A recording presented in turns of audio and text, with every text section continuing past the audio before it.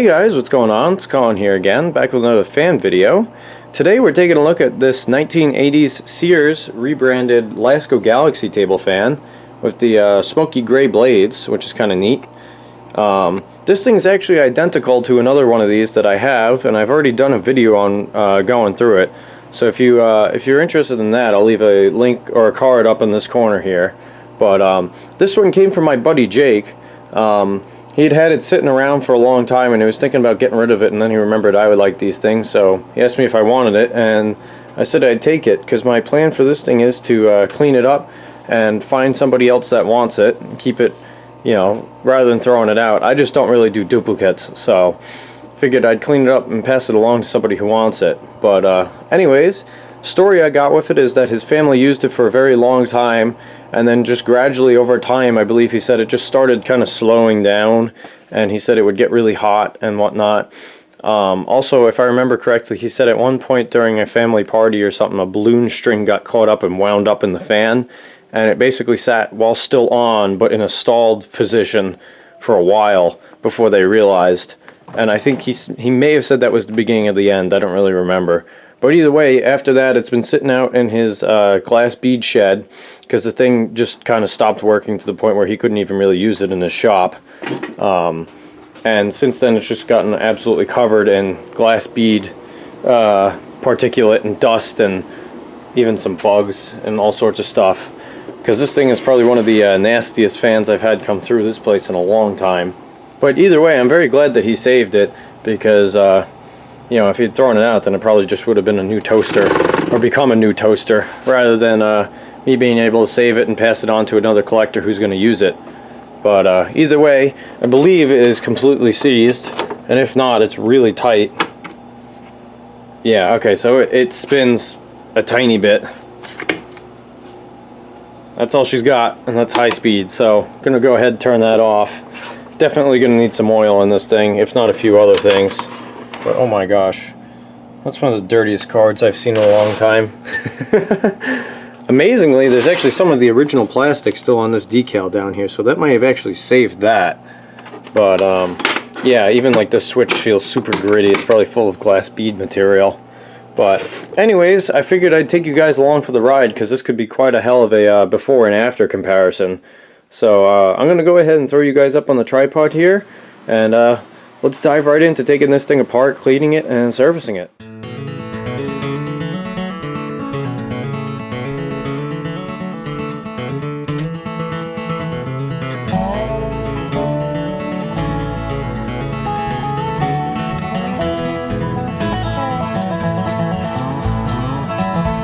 I've seen the lightning flashing, I've heard the thunder roll, somewhere in the dark. Well, this is certainly a new one for me. Check out this motor that came out of this thing. See anything that's odd about that? If not, I'll elaborate. First off, this is interesting. This is not normally how these Lasko Galaxies go together. Usually there's a cover here that screws in, not just a snap-on thing. This is almost like the Panasonic I did had something like that. Also, these are normally PSC motors. There's normally a capacitor that sits off the side here, and there is no such capacitor on this. Plus, it's got quick disconnectable head wires on that, and most interestingly, it's actually riveted together in 3 spots. I've never seen a Lasko Galaxy motor quite like this before. Some of these features are more characteristic of some of the Japanese-made fans, but still, even so, some of this is weird. Most of those are PSC. So I really am not sure entirely what's going on here. I just texted my buddy Rob, who knows quite a bit about these, and see what he thinks. But I guess in the meantime, I'm going to go ahead and drill these rivets out, because there's no other way we're going to get this thing apart to oil it without doing that. So time to get a little creative and figure out how to split this thing apart. Alright, so after looking at this a little bit more, I think what I'm going to go ahead and try and do is get the center of these rivets with a really small drill bit and drill all the way through, like that, because as you can see there's actually no hole on this side. So I'm going to need a hole because we're going to have to replace those with bolts.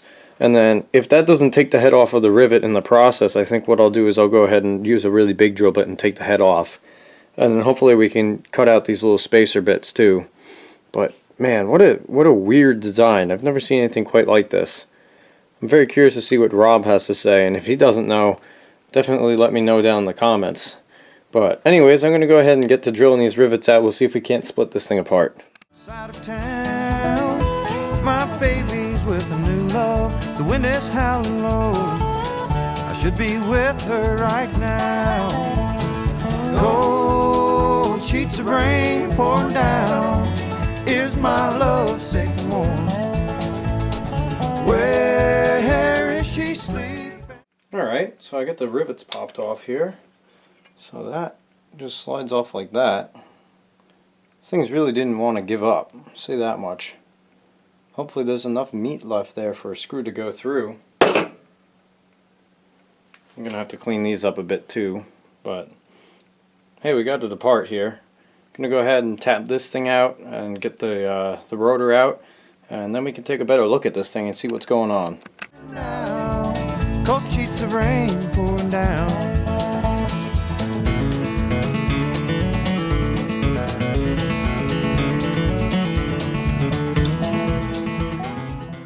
Alright, so just a quick update here. There was a fair bit of rust in here, so I went ahead and scraped that out. And just in case I hit any of these windings with the sandpaper, I'm going to go ahead and re-varnish this stator. Because actually I can see there's one or two that I definitely nicked with the sandpaper while doing that. So I'm going to go ahead and give this thing a really good coat of varnish, or several good coats of varnish, and hopefully seal that back up. But before I even do that, I got to get the air compressor and blow this thing out, because I don't know how well you guys can see this, but there you go. This thing is absolutely full of glass bead particulate, and so is the rest of the fan, honestly, and the motor and everything. It's all up in the bearings, and that's what all of this like sand looking stuff is in the bottom here. So this whole thing definitely needs to get cleaned out really well, because that's one thing you definitely don't want in a bearing is like basically sand. So I'm going to go ahead and blow this out with the air compressor and re-varnish this.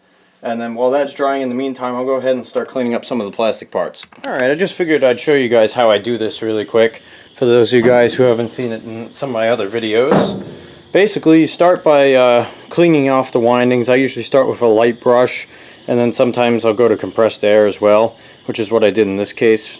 And then what you want to do is tape off the inside of the rotor, or the stator rather, where the rotor goes, because if you get varnish in here then the rotor will rub. That's no good. And I tape off the outside too, because this friction fits into that housing, so again the varnish would get in the way. And then in this case there were these terminal blocks, so I taped them off too, so you don't get varnish going down inside there, because varnish is an insulator. So if you get varnish on all those contacts, it will never make contact with the head wire and then won't work.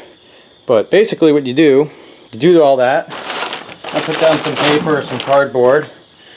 Go get yourself some spray-on EL600. They sold this on Amazon for a while. I don't know if they still sell it on Amazon, but I got this from Granger. And just go ahead and shake that up good. I'll do this side first since it's a little easier to see. And it's literally just like spray painting. Go ahead and just go ahead and put on some really heavy coats, just like that. Getting it all on the windings and everything. Try and go on each side.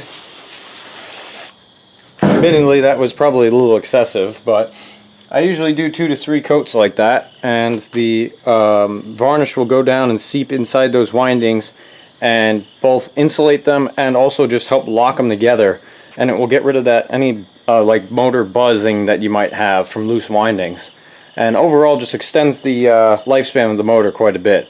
But especially in a case like this where I know for a fact I nicked a winding or two, definitely going to go ahead and do this for the insulating properties as well. So I'm actually going to go ahead and make sure I really get those areas that were possibly nicked. But anyways, I'm going to go ahead and keep doing this. I usually do 2 to 3 coats on each side.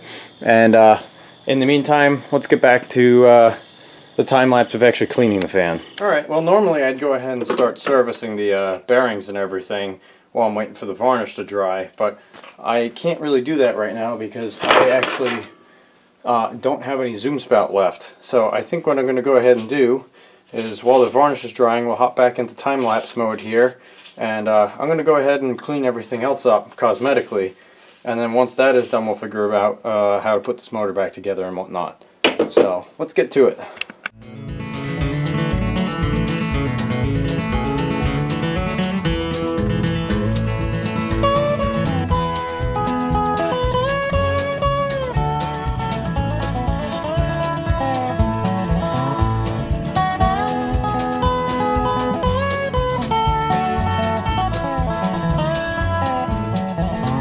Well, I worry so about her. She's afraid of storms. She needs someone to ease her mind. She needs somebody with her to keep her safe and warm. Someone who's patient and kind. Cold sheets of rain pouring down. Is my love safe and warm? Where is she sleeping now? Cold sheets of rain pouring down.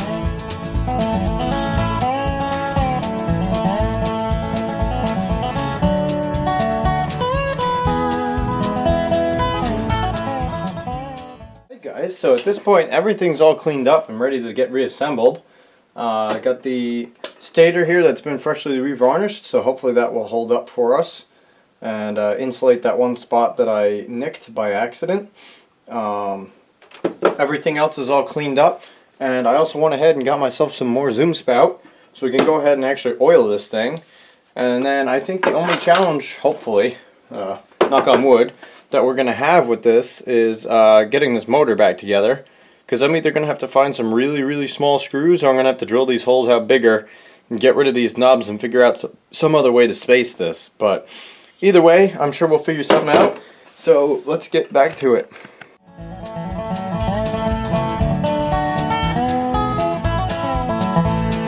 Cold sheets of rain pouring down.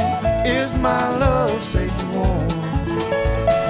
Where is she sleeping now? Cold sheets of rain pouring down. Cold sheets of rain pouring down.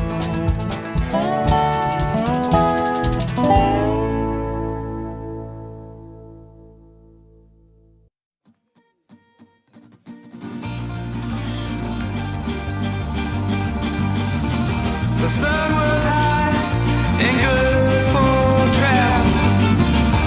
I don't mind when things unravel in the western world. A slave to the light and the cold dark shadow. I pass my time in the brackish shadow of the western world.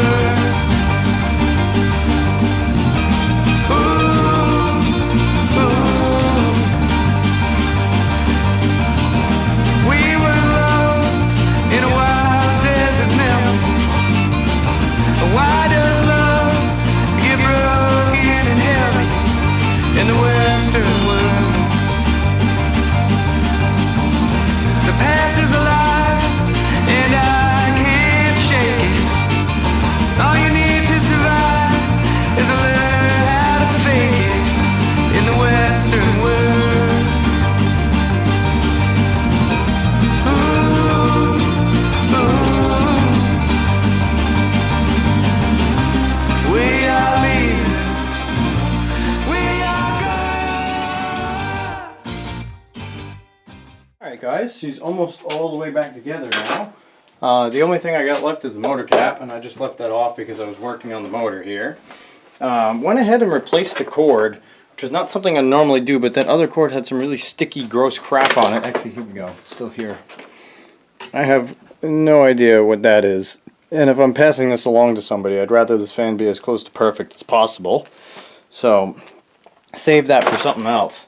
This cord I found in my stash, and it's much cleaner. And probably a little bit newer too, so I went ahead and put that in there.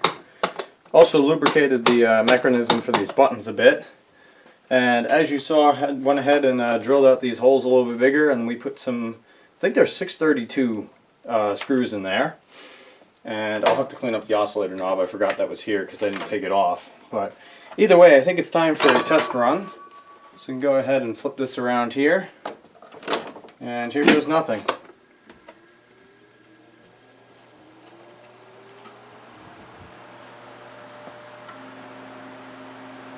Well, it's running.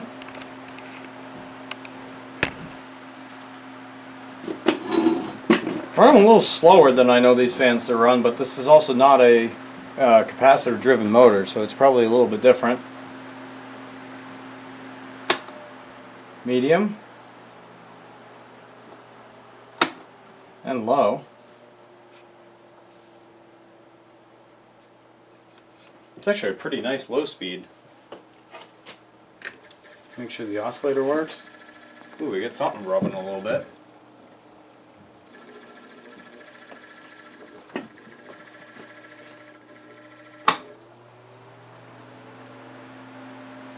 Interesting.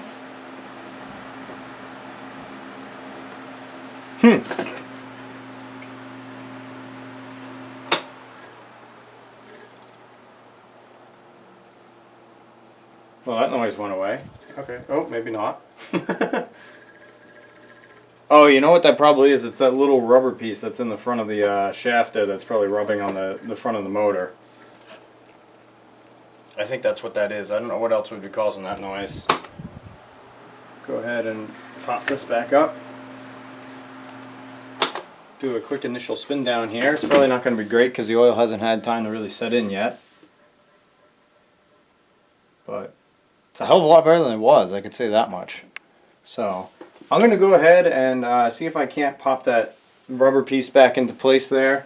And then I will throw the motor cover on, clean up the oscillator knob, and we can probably conclude this video. Alrighty guys, so it's a couple days later, and I think we're about ready to wrap it up for this video. This thing came out pretty good. The motor housing still got a little bit of stuff on it, but I scrubbed and scrubbed and scrubbed with the magic sponge, and it just wasn't coming off. So that might be about as clean as it can get. I might try one more thing to get that completely clean, but I think that's going to be something for a different day and not in this video. You know, same thing with these corners, but I think I'll get them clean. Just I'm out of time for this break and I want to finish up this video. Other than that, I think I'm going to probably tear it apart, throw another thrust washer in it, and maybe look at adding some more oil material to those bearings, just as an experiment. But either way, again, for the purposes of this video, I think we're going to call this one done. So yeah, overall, I'm pretty happy with it. It turns out this is a much later model, and this is when they started cheapening up these fans quite a bit. So that's what I learned about that shaded pole motor, and it's just, the whole fan's a little lighter and a little more flexible than the earlier version I have, and it's a little less powerful too, but either way, I think it's still a pretty decent fan, especially compared to today's junk. But you know, we'll go ahead and fire it up on high.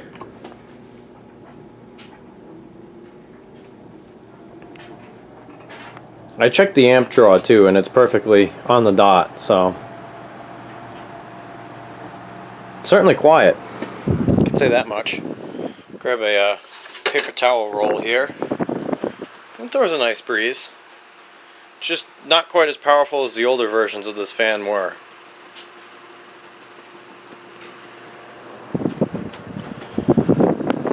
Like this thing's high speed is more of what the medium speed would be on the older version, I think is a good way of putting it. But the oscillator works nice.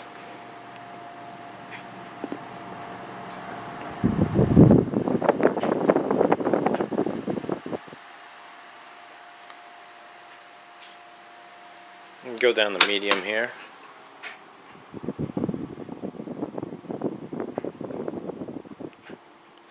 Yeah, and that's definitely what the low speed used to be, or was on the older fans.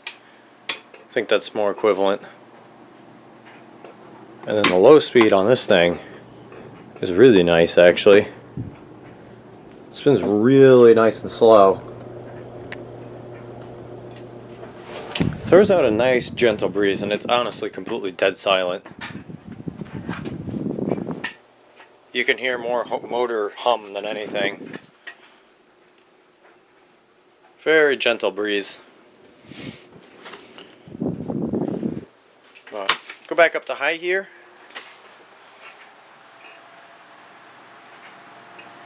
And we'll do a spin down, which honestly isn't super great. It's part of the reason I want to look into possibly cleaning out the bearings a little bit better, or maybe adding some more oil wick material, because there really wasn't a heck of a lot left. So I'll definitely do that before I put this thing up for sale, along with just trying to clean up the rest of the stuff just a little bit more. But I think for the purposes of this video, we're going to call this one done. But anyways, guys, thank you all for watching. If you like what you see, you know the drill. Hit the little like and subscribe buttons. I'd appreciate that. By all means, leave a comment if you have one, and I'll see you in the next one. And I will probably make another video of this thing when I'm actually listing it for sale, but we'll see. If not, keep your eyes out. I'll post something. But either way, I'll see you in the next one. Bye.